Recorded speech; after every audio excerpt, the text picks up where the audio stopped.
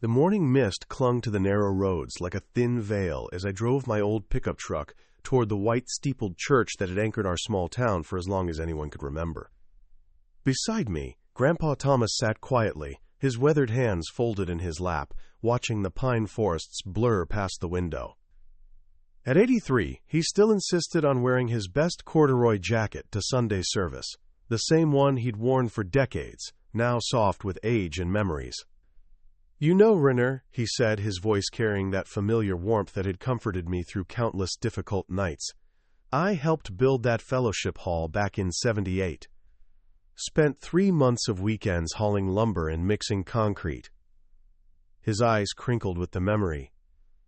"Your grandmother used to pack us sandwiches and sweet tea. Said we looked like a bunch of old fools, but she was proud. Before we jump back in, tell us where you're tuning in from, and if this story touches you, make sure you're subscribed, because tomorrow I've saved something extra special for you." I smiled, glancing at him in the rearview mirror of my heart, this man who had raised me after my parents died, who had taught me that true value didn't lie in appearances, but in what we left behind for others. The scent of his aftershave mixed with the morning air drifting through the cracked window, and for a moment, everything felt right. But that peace shattered the instant we pulled into the church parking lot. My mother stood beside their sedan, her jaw set in that familiar line that meant trouble. She wore her best dress, the navy one with the pearl buttons, and her hair was sprayed into perfect submission. When she saw us approaching, her lips tightened into something that might have been a smile if you didn't know better. "Morning, Dad," she said to Grandpa, but her tone carried the chill of obligation rather than affection. "I think it would be best if you sat in the back today. You know how people stare when you have trouble keeping up with the hymns." The words hit like a slap. Grandpa's face, which had been bright with anticipation just moments before, flickered with confusion and hurt. His shoulders sagged slightly, and I watched something precious dim in his eyes. "I don't understand, Emily," he said quietly, using my mother's name the way he always did, with the gentle patience of a father who still hoped for kindness from his daughter. "I've been sitting in the third pew for 40 years. Things change, Dad." My mother's voice carried that practiced dismissiveness I'd grown to hate. "It's just better this way, less disruptive." My father stood behind her, studying his shoes as if they held the secrets of the universe. He wouldn't meet anyone's eyes, certainly not mine, when I looked to him for some sign of protest, some spark of decency. But he offered only silence, the same cowardly silence that had enabled my mother's cruelty for years.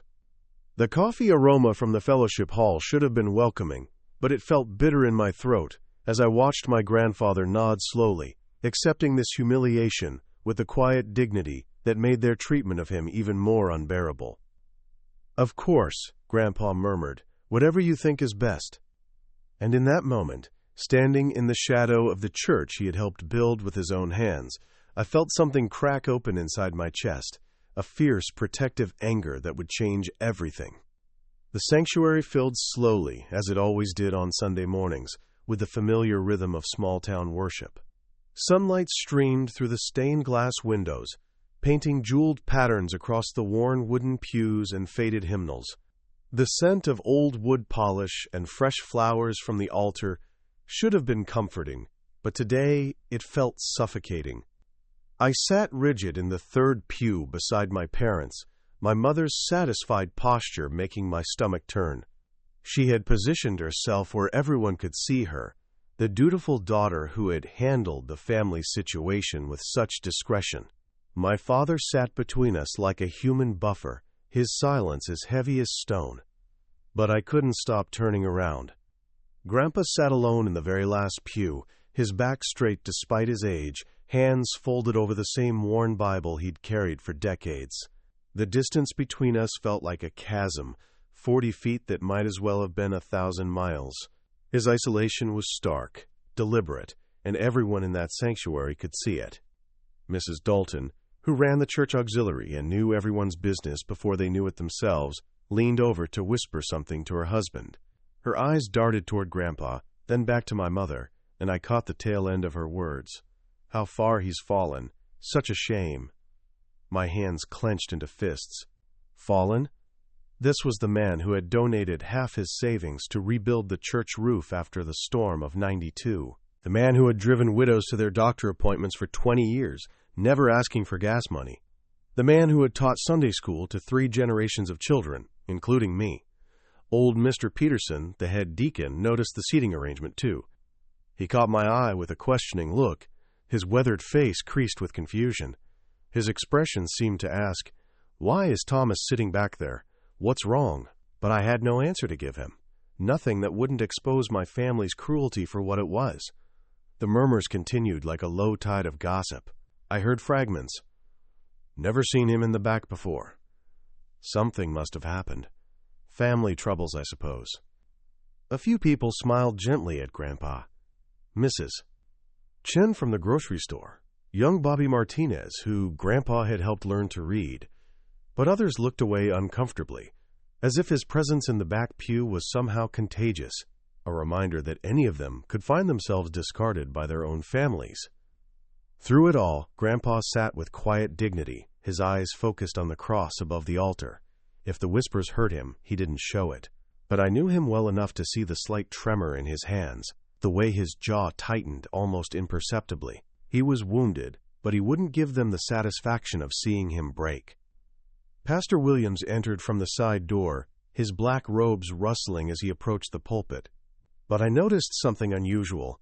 His eyes swept the congregation, paused on my family, then traveled deliberately to the back pew where Grandpa sat alone. The pastor's expression shifted, his brow furrowing slightly, as if he were calculating something.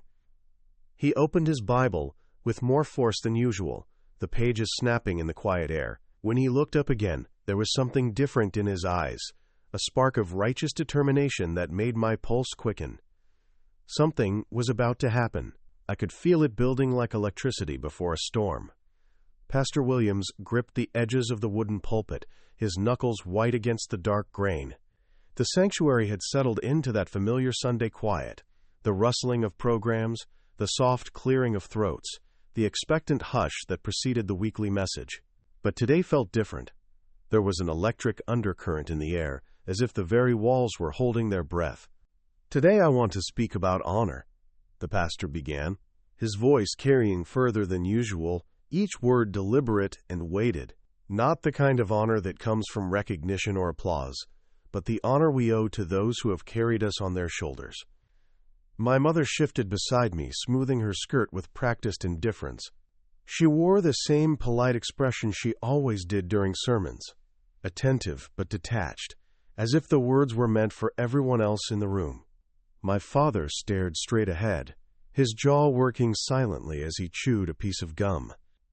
Telling and preparing this story took us a lot of time, so if you are enjoying it, subscribe to our channel. It means a lot to us. Now back to the story. Scripture tells us to rise in the presence of the aged, to honor the face of an elder, Pastor Williams continued, and I felt my heart skip. His eyes swept across the congregation, but they lingered longer on our pew than seemed coincidental. Yet how often do we forget? How often do we let pride and appearances cloud our judgment about who truly deserves our respect? A few heads nodded throughout the sanctuary. Mrs. Chen dabbed at her eyes with a tissue. Mr. Peterson leaned forward, his weathered hands clasped tightly in his lap. But my mother remained unmoved, her lips pressed into a thin line that I recognized as her mask of righteousness. She leaned close to my father and whispered, just loud enough for me to hear, "Some people think they're entitled to more than they've earned. Age doesn't automatically make you worthy of special treatment." The words hit me like ice water. I turned to stare at her, but she kept her eyes fixed on the pastor, her expression serene and untouchable. My father's jaw tightened, but he said nothing, the same cowardly silence that had enabled her cruelty for years. Pastor Williams was building to something. I could hear it in the way his voice grew stronger, more purposeful. "I've walked among you for 15 years, he said, "and I've seen the hands that built this very building we sit in. I've seen the backs that bent to lift others up when they couldn't stand. I've seen the wallets that emptied so children could have Christmas presents and widows could keep their heat on."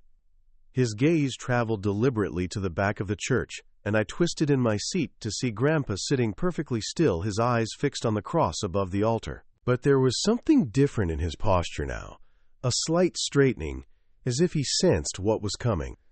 "And I've watched those same hands be forgotten," Pastor Williams continued, his voice rising like a wave-gathering force.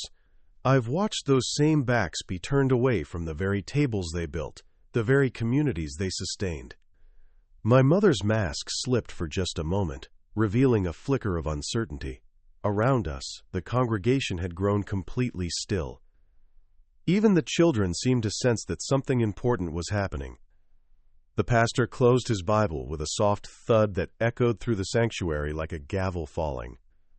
"Sometimes," he said, his eyes blazing with quiet fury, "it falls to the church to remind families what family really means." The silence that followed Pastor Williams' words was deafening. It stretched across the sanctuary like a taut wire, ready to snap. I could hear my own heartbeat thundering in my ears as the pastor stepped out from behind the pulpit, abandoning the safety of his wooden fortress. "Thomas Hale," he said, his voice carrying clear and strong to every corner of the church, "would you please join me up here?" The words hit the congregation like a lightning strike. Heads turned in unison toward the back pew where Grandpa sat, his eyes wide with surprise and something that might have been hope. Murmurs rippled through the sanctuary, a wave of whispered confusion and dawning understanding. My mother went rigid beside me.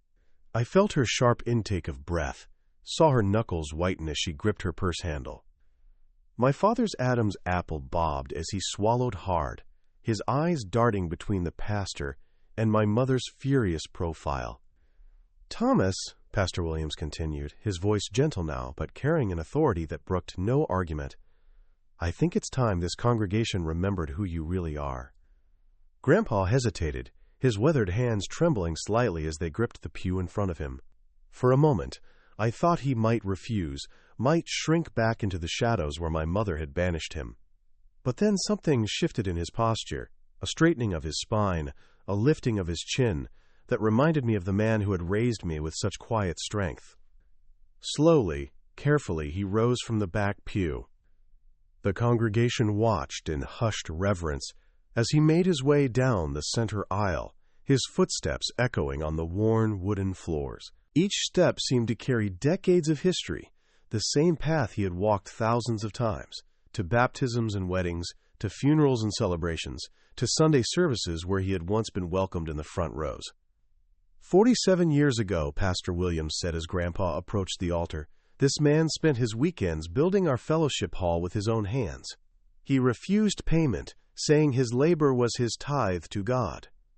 More murmurs, warmer now, as memories stirred throughout the congregation. 23 years ago, when the roof leaked and we had no money for repairs, Thomas Hale donated half his life savings to keep this building dry. Mrs. Chen began to weep openly. Mr. Peterson nodded vigorously, his eyes bright with recognition. For 3 decades, he drove elderly members to doctor appointments, grocery stores, wherever they needed to go. He never asked for gas money. He never complained about the time. My mother's breathing had become shallow, her face pale except for 2 spots of angry color high on her cheeks. She whispered something harsh and urgent to my father, but I couldn't make out the words over the growing swell of recognition in the room. "And today," Pastor Williams said, his voice carrying an edge of righteous anger, "I watched this man, this pillar of our community, forced to sit alone in the back like a stranger, like someone to be ashamed of." Grandpa had reached the front now, standing beside the pastor with tears streaming down his weathered cheeks. But they weren't tears of humiliation anymore. They were tears of vindication, of dignity restored. The congregation began to applaud. What started as scattered clapping from Mrs. Chen and Mr. Peterson grew like a gathering storm. First, the elderly members rose to their feet, their weathered hands coming together in rhythmic appreciation. Then the middle-aged families joined in, remembering countless acts of kindness.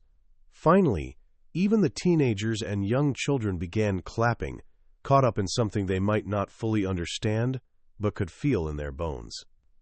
The sound filled the sanctuary until it became thunderous, Not the polite golf clap of social obligation, but something deeper, more primal. It was the sound of a community remembering its own heart.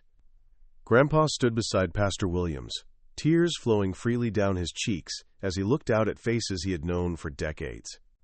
His shoulders, which had been stooped with shame just moments before, straightened with each wave of applause. The dim light that had faded from his eyes began to flicker back to life. "This man," Pastor Williams said, raising his voice over the continuing applause, "built the very foundation stones of our fellowship hall. He mixed the concrete with his own hands, laid every brick with care and prayer."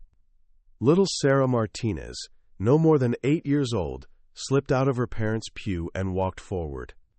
In her small hands, she carried a brand-new hymnal, one of the crisp blue ones from the gift shop that cost more than most families spent on coffee. She held it up to Grandpa with the solemn ceremony that only children can manage. "For you, Mr. Thomas," she said, her voice barely audible over the applause. "So you don't have to use the old torn one anymore." Grandpa knelt down, his knees creaking, and accepted the hymnal with shaking hands. He pulled the little girl into a gentle hug, and I saw his lips move in a whispered "thank you" that encompassed more than just the book. Behind me, my mother was trembling with fury. "This is ridiculous," she hissed to my father, her carefully constructed mask finally cracking completely. "He's making a spectacle, a complete spectacle." But her words were lost in the continuing applause, and for the first time in years, no one was listening to her complaints. The congregation had found something more important to focus on than her manufactured drama. My father shifted uncomfortably, his face flushed with embarrassment. Whether he was ashamed of the situation or ashamed of my mother, I couldn't tell. But for once, his silence felt different, less like cowardice and more like recognition that he was on the wrong side of something important. "That's enough," my mother whispered, grabbing my arm with fingers that felt like claws. "We're leaving now." But I didn't move. I couldn't move.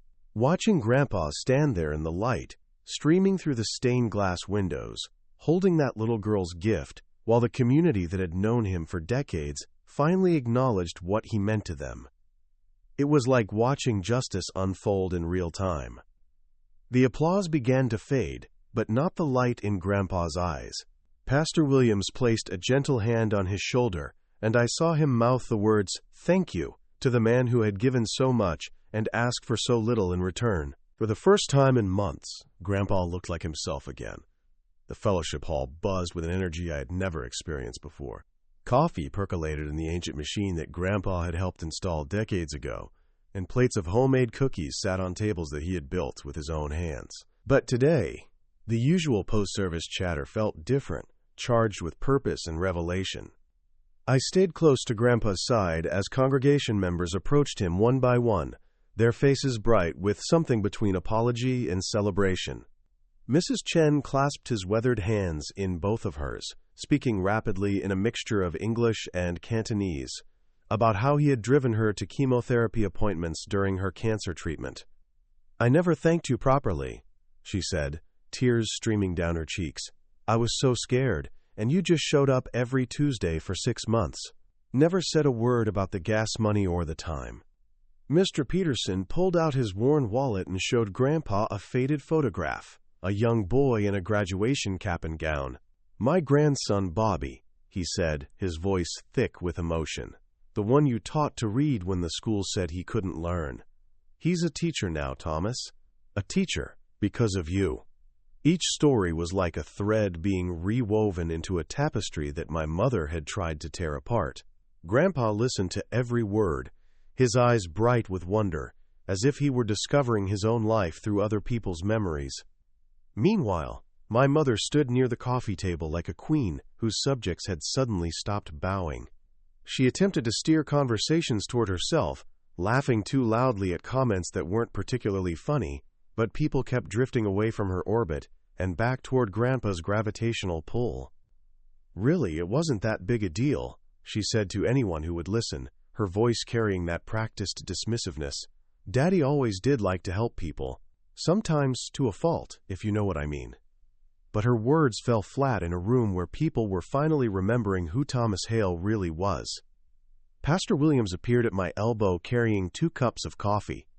He handed one to me and kept the other for himself, studying my face with the kind attention that had made him beloved in our community. "You know, Ethan," he said quietly, using my father's name while watching Grandpa accept yet another grateful handshake. "I've been watching your family for years, and I've seen something interesting." I sipped the bitter coffee, waiting.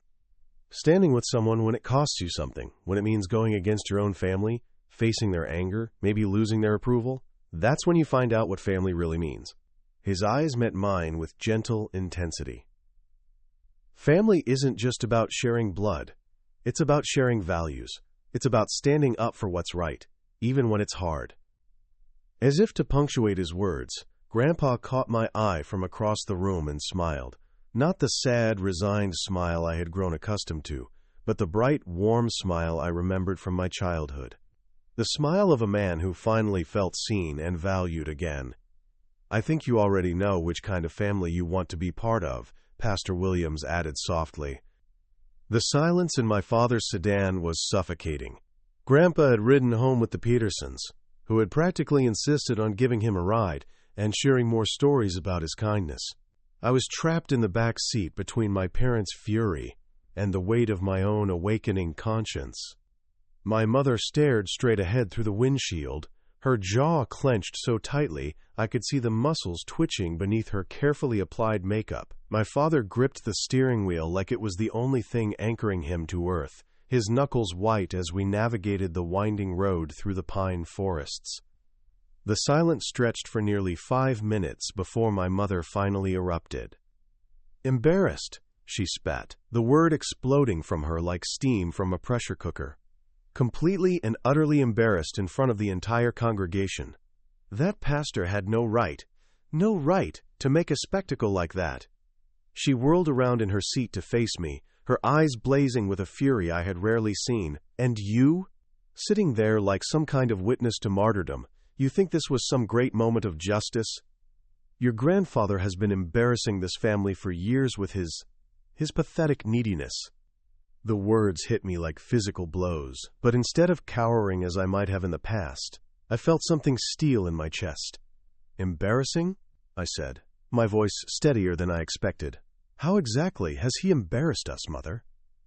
"Don't take that tone with me." Her voice was sharp enough to cut glass. "You know exactly what I mean. The way he shuffles around town in those old clothes, telling anyone who'll listen about his aches and pains, the way he expects us to cater to his every need just because he's old." "He's never asked us for anything," I said, my voice rising despite my efforts to stay calm. "Not one thing. When's the last time he called asking for help? When's the last time he complained about anything in front of you?" My father's eyes met mine in the rearview mirror, and I saw a flicker of something, recognition, maybe guilt, before he looked away. "That's not the point," my mother continued, her voice becoming shrill. "It's about appearances, about dignity, about not being a burden on your family when you've outlived your usefulness." The cruelty of those words took my breath away. Outlived his usefulness? "He raised me when you couldn't be bothered. He drove Mrs. Chen to chemo for 6 months.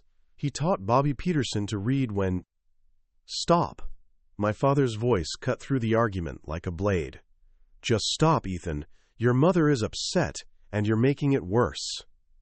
I stared at him in disbelief. "Making it worse? Dad, did you hear what she just said? Outlived his usefulness? That's your father-in-law she's talking about.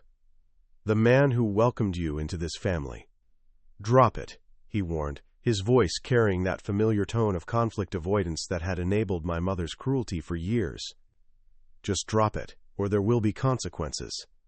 But I couldn't drop it, not anymore. The image of Grandpa standing in that stained glass light, finally receiving the recognition he deserved, was burned into my memory. The sound of genuine applause, the tears of gratitude from people whose lives he had touched, it was all too real, too right to ignore. "No," I said quietly. "I won't drop it. Not anymore." The Tuesday evening after the church confrontation, I found myself driving down the familiar winding trail to Grandpa's house. my old pickup truck crunching over fallen pine needles and scattered leaves. The afternoon shift at the hospital had been particularly brutal. 3 emergency surgeries and a code blue that had left everyone drained. But the thought of sitting in Grandpa's warm kitchen had pulled me through the exhaustion. His house sat at the end of the trail like something from a pastoral painting, surrounded by towering pines and the gentle sound of the babbling brook that had lulled me to sleep countless nights during my childhood. The wraparound porch still held the wooden chairs he had built with his own hands, weathered now but sturdy as the day he'd finished them. I found him in the kitchen, as I knew I would, puttering around the old coffee maker that wheezed and gurgled like a contented cat. He looked up when I knocked on the screen door, and his face lit up with that warm smile that had been missing for so many months. "Rener, I wasn't expecting you tonight." He gestured to the kitchen table, the same scarred oak surface where he had helped me with homework, taught me to play chess, and shared countless conversations over the years. Sit, coffee's almost ready." As we settled into our familiar routine, him pouring coffee into the mismatched mugs we both preferred, me adding just a touch of cream, I noticed how different he seemed. The stooped shoulders had straightened, the dim light in his eyes had returned, and there was a vitality in his movements that I hadn't seen since before my parents began their campaign of humiliation. "That was quite a Sunday," he said quietly, wrapping his weathered hands around his mug. "I haven't felt so seen in a long time." "You should have been seen all along," I said, surprised by the vehemence in my own voice. "What they did to you, making you sit in the back like that, it was wrong, Grandpa. Completely wrong." He studied my face over the rim of his coffee cup, and I saw something shift in his expression. "You know, I never told you about the year your mother graduated high school." I shook my head, settling back in my chair. Grandpa's stories were like treasure chests, full of details that painted pictures of a life lived with quiet purpose. She wanted a car for graduation. Not just any car, a brand new Mustang convertible she'd seen at the dealership in town. Cost more than I made in 6 months at the engineering firm. He smiled, but there was sadness in it. I worked double shifts for 8 months, sold my fishing boat, even sold my father's pocket watch. Bought her that car. I felt something cold settle in my stomach. What happened to it? She drove it for exactly 3 weeks, then traded it in for something, quote, more practical, and used the difference for a down payment on an apartment in Portland. Never even said thank you. He sipped his coffee thoughtfully. But you know what? I wasn't angry. I was proud that I could give her what she wanted, even if she didn't value it. The weight of his words settled between us, like a bridge I was finally ready to cross. The summons came 3 days later in the form of a terse phone call from my mother. "Dinner. Tonight. 7 o'clock. Don't be late."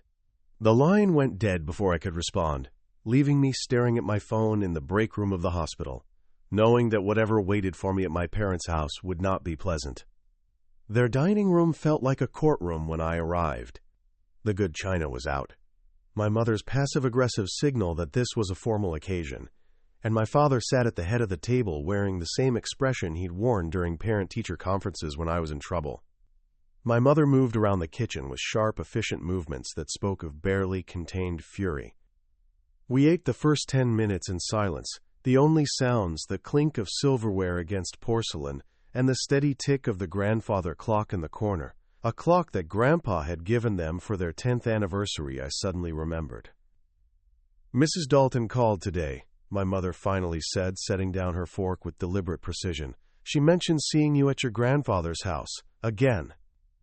I continued eating my pot roast, refusing to be baited into premature defense. But my mother wasn't finished. "She said people are talking, Ethan. Talking about how you're taking his side against your own family." Her voice dripped with disdain. "Apparently the whole town thinks you're some kind of hero for defending the poor, mistreated old man." "Maybe because that's exactly what he is," I said quietly, not looking up from my plate. The silence that followed was deafening. My father's fork froze halfway to his mouth, and my mother's face flushed red. "How dare you?" she whispered, her voice trembling with rage. "How dare you sit at my table and disrespect me like that, After everything I've done for you, everything I've sacrificed. What have you sacrificed? The words came out before I could stop them, carried by weeks of accumulated anger and the fresh memory of Grandpa's stories. Tell me, Mother, what exactly have you sacrificed? She recoiled as if I'd slapped her. I gave up my dreams to raise you. I could have gone to college, could have had a career, but instead I stayed home and... You stayed home because Grandpa paid for everything, I interrupted, my voice steady despite my racing heart. The house down payment, my school clothes, the car repairs, even the groceries when Dad was between jobs. Don't talk to me about sacrifice when you've been living off his generosity for 30 years. Quote, my father finally found his voice, though it came out as a strangled whisper. That's enough, Ethan. You're crossing lines that can't be uncrossed. Good. I stood up, my chair scraping against the hardwood floor. Maybe it's time some lines got crossed. Maybe it's time someone in this family told the truth. If you keep this up, my mother said, her voice cold as winter frost, there will be consequences. Real consequences. You can choose your grandfather over your family, but don't expect to have both. I looked at her, really looked at her, and saw a woman so consumed by her own insecurities and petty resentments that she couldn't recognize love when it had been freely given for decades. I've already made my choice, I said, walking toward the door. I chose family, the kind that actually means something. The Wednesday evening service was smaller than Sunday's congregation, but the intimacy made it feel more powerful somehow. About 40 people sat scattered throughout the sanctuary, their faces lit by the warm glow of the overhead lights that Grandpa had helped wire decades ago. I sat beside him in the third pew, his old spot, my heart hammering against my ribs as Pastor Williams opened the floor for testimonies. Sometimes, the pastor said, his voice gentle in the smaller space, God puts words on our hearts that need to be shared. Tonight, we invite anyone who feels called to speak. Old Mrs. Chen stood first, sharing her gratitude for a successful surgery. Bobby Martinez's mother thanked the congregation for their prayers during his college applications. The testimonies flowed like a gentle stream, each one adding to the peaceful atmosphere of community and connection.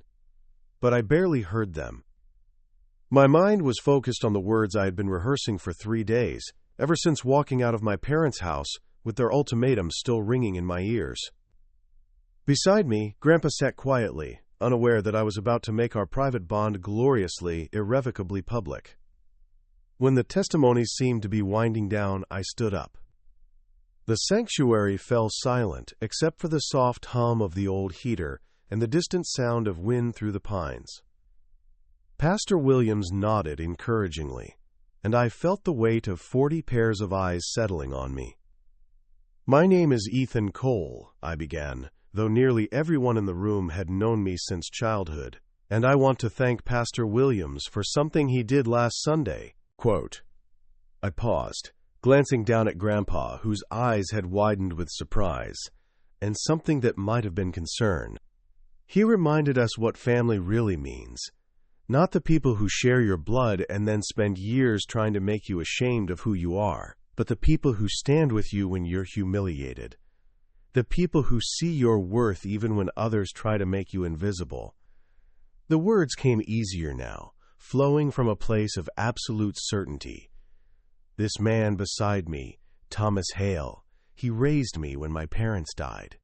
He taught me that true value doesn't lie in appearances, but in what we leave behind for others. He spent 70 years building this community, literally and figuratively, asking for nothing in return except basic human respect. I saw Mrs. Chen dabbing at her eyes again. Mr. Peterson nodded vigorously. Even the teenagers seemed captivated by the raw honesty of the moment. Last Sunday, my family tried to shame him into sitting in the back, like he was something to be hidden. But Pastor Williams reminded us who he really is. And tonight, I want to say publicly what I should have said years ago. This man is my family, not because we share blood, but because we share values. Because when the world gets ugly, he chooses kindness. When people need help, he shows up. When others give up, he keeps building. I turned to look directly at Grandpa, whose tears were flowing freely now. "I'm proud to be your grandson, Thomas Hale, and I'm proud to stand with you no matter who disapproves." The applause that followed was softer than Sunday's, but deeper, somehow, the sound of a community witnessing love made manifest. Through the stained glass windows, I could see my parents' car pulling out of the parking lot, taillights disappearing into the darkness. But for the first time in months, that didn't hurt. I was finally home. Up next, we have 2 more incredible stories that are waiting for you. Just click the image you want to watch and it will take you there. If you enjoyed this video, make sure to subscribe. It would mean a lot.